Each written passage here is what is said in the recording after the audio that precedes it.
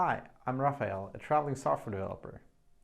I'm making this video series because as a traveling software developer or digital nomad, you often have this problem that you want to book a room somewhere, but you don't know if you can actually work there nicely remotely. And this is why I'm doing reviews on some of the places I'm staying in to make things easier for you. Today, we're reviewing the Ratonda Centrum Hotel in Vilnius. We booked the suite here, so this is definitely one of the nicer rooms, and I can highly recommend it if you're two people. A lot of the time you can actually get a great deal here, at least depending on where you come from. Let's start with the first room here. So this is sort of the entrance room. It's rather spacious, I would say. I've seen smaller suite rooms. As you can see here, there's a nice desk here on the side where one person can work, and then there's a similar desk in the other room. It has enough space for a small laptop and something else like an iPad, external keyboard, and so on. Then here is the obligatory coffee and tea section. All the basic stuff that you typically know is here.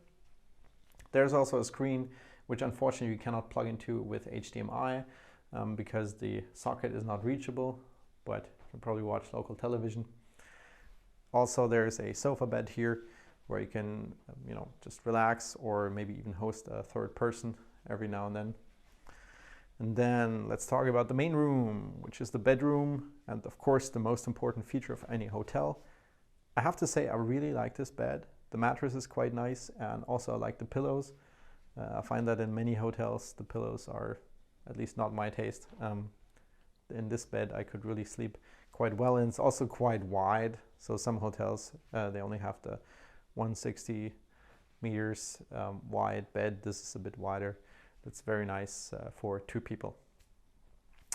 There's also a second desk here, as I said, so it's quite comfortable for two people to work here at the same time.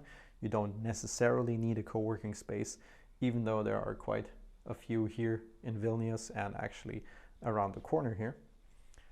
And the same here with the screen, so it's nicely placed here, but you can't plug in your laptop into it. That's unfortunate. Maybe they can fix that in the future.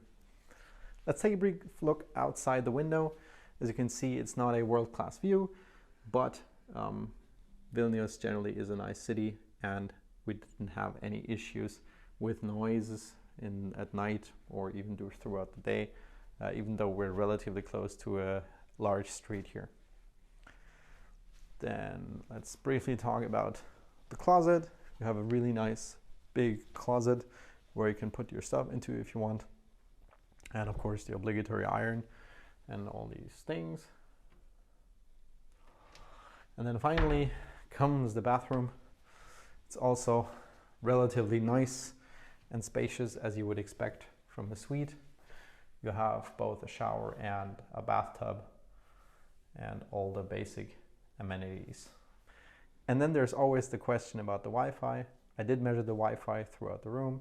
I got about 25 megabits in both directions everywhere I tried it in the room, so that's definitely good enough for doing video calls and some cloud backups most of the time. There's of course this annoying factor with the HTTP login. Like most hotels, you get a code and need to do the HTTP login all the time instead of a simple pre-shared key. That's just one of the things that hotels still have nowadays. You cannot really rely on the mobile phone network here. The signal is so that doesn't really work too well. It's, I guess, the unfortunate factor here. But other than that, I would say the connection is pretty good here.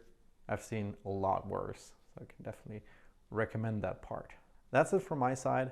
I'm Raphael, and if you want to see more videos, subscribe to my channel, and see you in the next video.